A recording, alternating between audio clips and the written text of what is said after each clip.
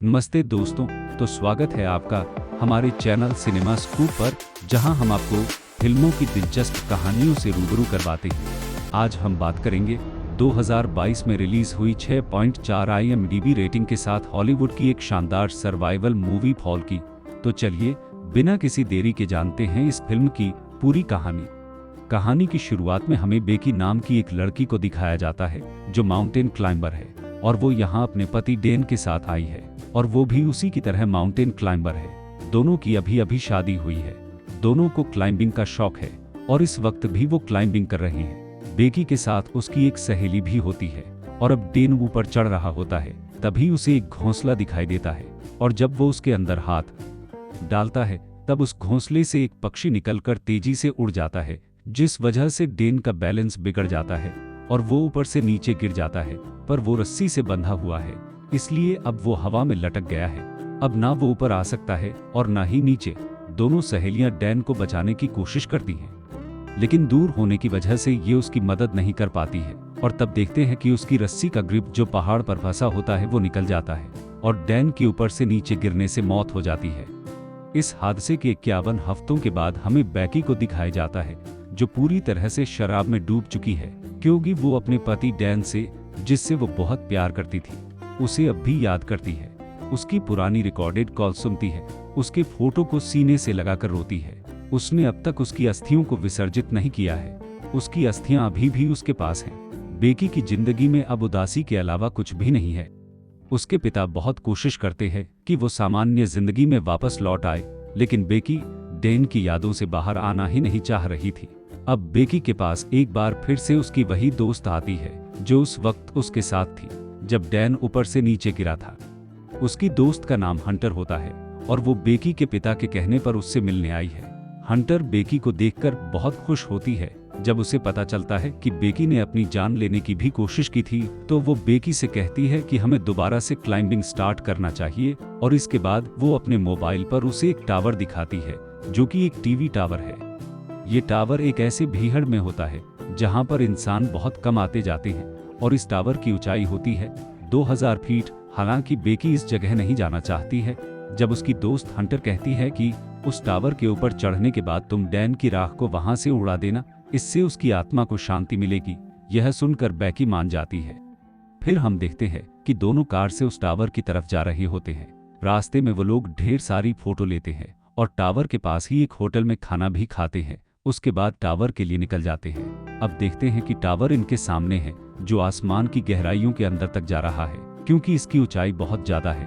आज से पहले इन्होंने कभी भी इतनी ऊंचाई पर चढ़ने की कोशिश नहीं की थी। इन दोनों को डर तो लग रहा होता है, पर हिम्मत करके वो लोग धीरे धीरे ऊपर चढ़ना शुरू कर देते हैं। शुरुआती चढ़ाई में ही बेकी डर जाती है, क्योंकि उसे पता है कि इस टावर का लोहा बहुत पुराना है और ऊपर चढ़ते वक्त सीढ़ियों से आवाज भी आ रही होती है। पर वो हिम्मत करके धीरे धीरे हंटर के पीछे चढ़ रही होती है और जब वो आधे टावर तक पहुंच जाते हैं तो इन्हें एहसास होता है कि यहाँ पर हवाएं बहुत तेज है।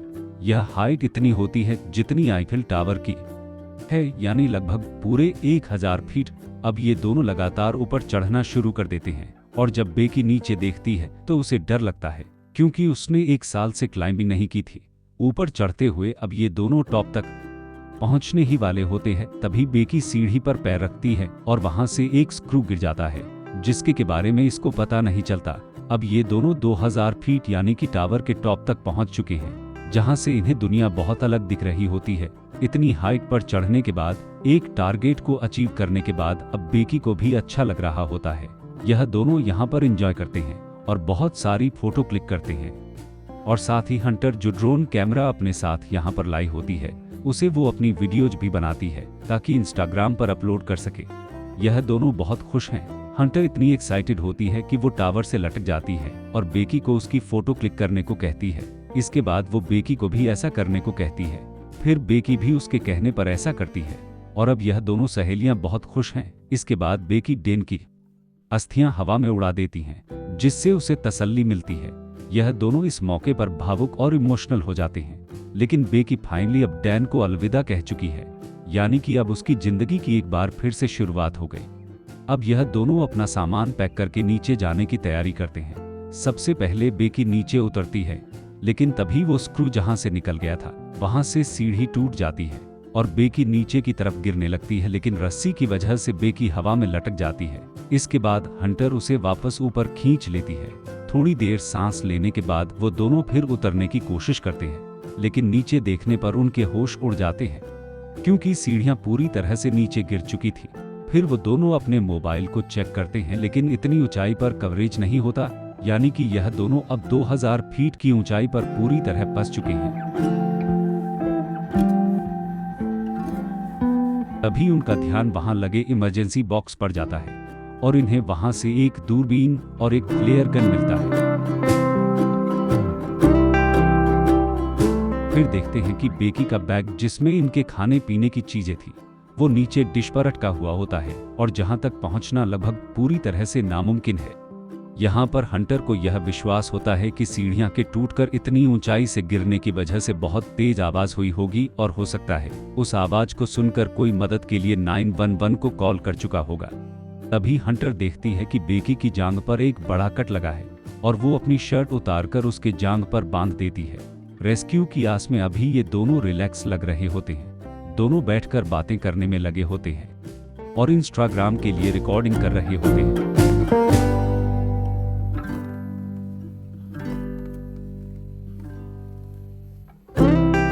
इसी बीच हंटर को दूरबीन में थोड़ी दूर एक वैन दिखाई देती है, लेकिन उसके आसपास कोई नहीं होता है। अब उनको वहां फंसे 5 घंटे से ज्यादा हो गया है और उनकी बेचैनी अब बढ़ने लगी है। हंटर को तभी याद आता है कि टावर के नीचे मोबाइल में नेटवर्क आ रहा था। फिर वो अपने इंस्टाग्राम पर हेल्प की पोस्ट डालकर रस्सी से मोबाइल को नीचे लटकाती है, जिससे नेटवर्क आने पर उसकी पोस्ट अपलोड हो जाए, लेकिन रस्सी छोटी होने की वजह से ऐसा होता नहीं है। फिर वो मोबाइल नीचे फेंकने का प्लान करते हैं। हंटर अपने एक पैर के जूते में मोबाइल डालकर अपनी टी-शर्ट और ब्रश से अच्छे से पैक करके नीचे फेंक देती है। फिर वो उम्मीद लगाकर बैठ जाते हैं कि नीचे नेटवर्क मिलते ही उसकी पोस्ट अपलोड हो जाएगी और उसके 60,000 फॉलोवर्स में से कोई एक भी रिस्पॉन्ड करेगा तो काम हो जाएगा।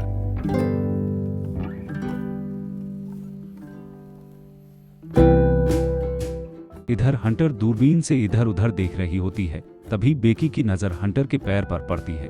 वहां पर ओने 43 लिखा है, जो पहले जूते की वजह से छुपा हुआ था। कुछ देर बाद हंटर को उसी टावर के नीचे एक आदमी दिखता है जो फोन पर बात कर रहा होता है। उसके साथ उसका डॉग भी होता है। ये लोग जोर जोर से चिल्लाते हैं, पर उस आदमी तक उनकी आवाज नहीं पहुंच रही होती है और वो जाने लगता है। बेकी तुरंत अपने एक पैर का जूता निकालकर नीचे फेंकती है, लेकिन उस आदमी को पता नहीं चलता। फिर वो दूसरे पैर का जूता फेंकती है। अब वो आदमी पलटकर देखता है और जूता हाथ में उठाता है और इधर उधर देखकर जूता फेंककर चला जाता है, लेकिन ऊपर नहीं देखता। बेकी फ्लेयर गन चलने की सोचती है, पर हंटर रोक लेती है क्योंकि अभी दिन है और उनके पास बस एक शॉट है। वो रात में गन चलाने का प्लान करते हैं और अब यहाँ पर अंधेरा हो जाता है, जिसके बाद ये फ्लेयर गन चलाते हैं। साथ ही अपना मोबाइल ऑन करके हाथ हिलाना शुरू कर देते हैं। वैन में कैंपिंग के लिए आए लोग इनको देख लेते हैं और अपनी वैन से टावर के नीचे पार्क इनकी गाड़ी के पास आते हैं। उनमें से एक आदमी कुल्हाड़ी निकालकर इनकी कार का शीशा तोड़ता है। फिर वो लोग गाड़ी लेकर फुर्र हो जाते हैं। यहीं हम देखते हैं कि उनके टावर पर लगी लाल लाइट ब्लिंक कर रही होती है। अब सुबह होती है और हम देखते हैं कि दोनों बातें कर रहे हैं। बेकी कहती है कि उसका पति डेन उसे आई लव यू न बोलकर हमेशा 143 कहता था और हंटर के पैर पर भी यही लिखा है। हंटर बेकी को बताती है कि डेन के एक्सीडेंटल डेथ के 4 महीने पहले से उनका अफेयर था। इस बात पर बेकी को दोनों पर बड़ा गुस्सा आता है। हंटर इसके लिए बेकी से माफी मांगती है। बेकी डेन की दी हुई अंगूठी निकालकर अपने लॉकेट में लगा लेती है। तभी बेकी के मोबाइल का अलार्म बजता है, जो बेकी ने हंटर का मोबाइल फेंकते समय सेट किया था। इनको हंटर का मोबाइल फेंके हुए अब 24 घंटों से ऊपर हो चुका है। इसका मतलब हंटर का मोबाइल नीचे गिरकर टूट गया होगा, जिस वजह से इंस्टा पोस्ट अपलोड नहीं हो पाया। अब वो लोग नीचे एंटीने में फंसे बैग को उठाने का प्लान करते हैं। उस बैग में पानी और ड्रोन है। वो ड्रोन की मदद से हेल्प बुला सकते हैं। किसी भी कीमत पर इन्हें उस बैग को ऊपर लाना होगा, पर वहां तक जाने के लिए सीढ़ियां नहीं है। हंटर रस्सी की मदद से नीचे जाना शुरू करती है, पर इससे पहले कि वो डिश तक पहुंचती है, रस्सी खत्म हो जाती है। हंटर किसी तरह से जंप लगाकर डिश तक पहुंच जाती है। अब उसके पास बैग है, लेकिन रस्सी उससे दूर होती है। फिर वो सेल्फी स्टिक की मदद से बैग को रस्सी में अटका देती है और इसके बाद खुद भी जंप मारकर रस्सी को पकड़ लेती है। हंटर रस्सी से ऊपर चढ़ने लगती है। ऊपर पहुंचने से पहले उसकी रस्सी से पकड़ छूट जाती है और वो नीचे गिर जाती है। बेकी घबराते हुए जब नीचे देखती है तब हंटर बैग पकड़े लटक रही होती है। हंटर बेकी को ऊपर खींचने को कहती है क्योंकि उसके हाथ बुरी तरीके से छिल गए थे।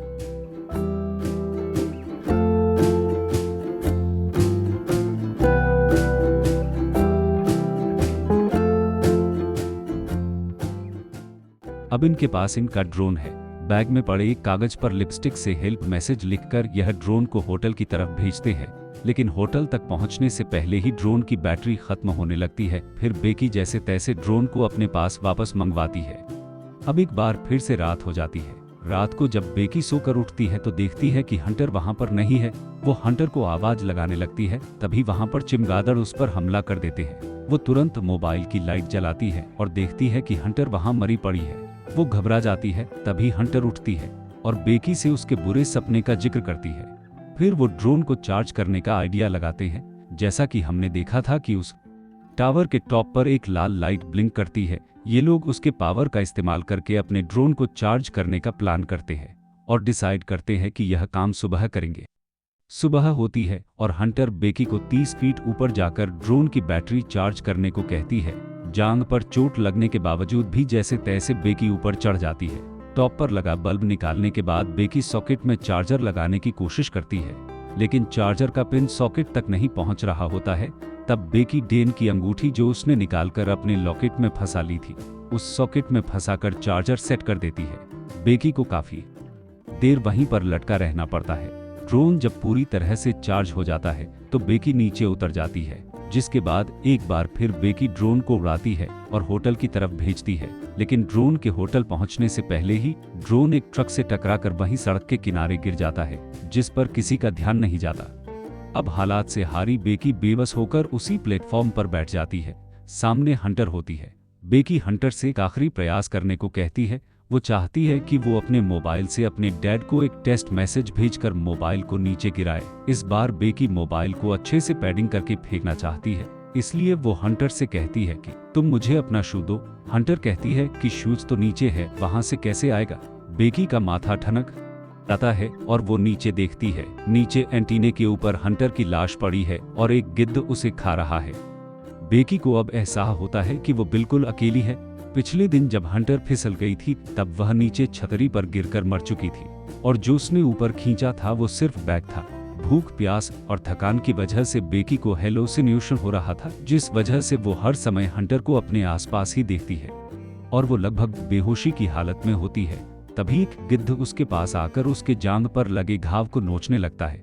ताकत जुटाकर बेकी उस गिद्ध को गर्दन से पकड़कर मार देती है। फिर वो उसको खाने लगती है।